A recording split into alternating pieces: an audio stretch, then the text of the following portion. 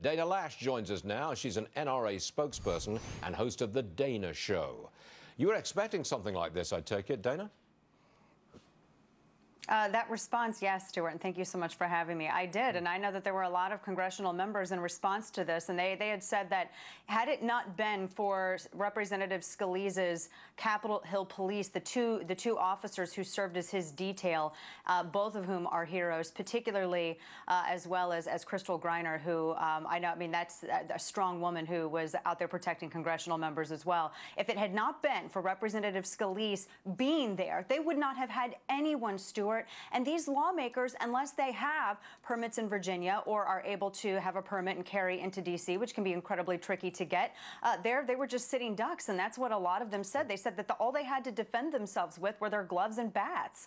Dana, hold on for a second. I just want to remind our audience that Congressman Chris Collins, will be on this program shortly. About 30 minutes from now, we'll hear from that congressman directly. He says he's going to carry a gun.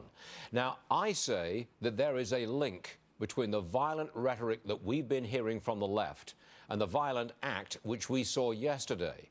Where are the apologies or the pulling back by the left for what they've done to this the political climate? I don't see anything. Do you, Dana?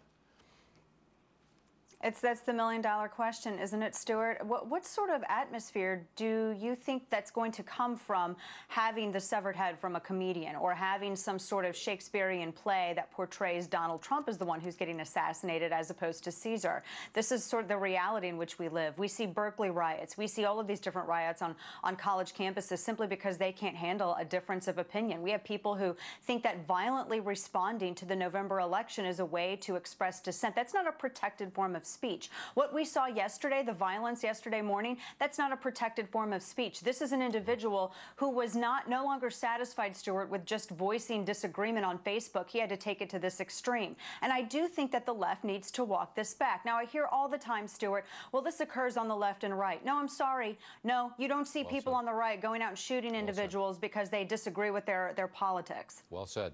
I'm going to just return to a subject that you and I have talked about frequently. I'm just going to air it again.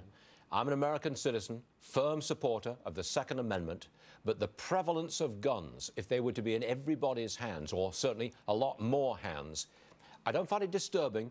I'm just a little uncomfortable with it. Reassure me, Dana. Well, Stuart, we don't want to say, this isn't about a guns everywhere for everyone. There are certainly some people who have forfeited their right because of willful action, or some perhaps who were just mentally incapacitated and are not able to responsibly, lawfully carry. But an innocent American citizen who simply wants to exercise their pro-choice right of self-defense, Stuart, certainly they should be able to do so. And the argument, Stuart, that because a criminal may carry, that should somehow invalidate your right to carry, that is not a good argument. That's not a logical argument. Quick point. I'm sorry to interrupt you, but quick point. I don't think Congressman Chris Collins will be allowed to carry a gun in Washington, D.C. Am I right? He may not be. I know that even if they can get some sort of permit, even then there are a number of loopholes to jump through. Now, Stuart, you might be aware that Representative Loudermilk was discussing reciprocity for congressional members particularly. I don't think that should just extend to congressional members. I think that this really should put a fire under Congress, politically speaking, to have national reciprocity for all law-abiding Americans across the country so that our rights don't end at the border, at one particular state border, that we can be able to protect ourselves wherever we are, a ball field or at home.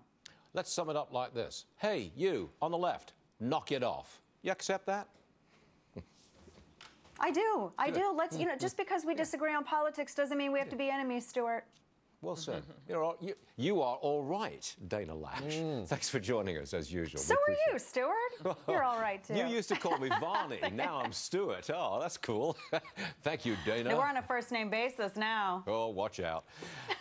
See you later.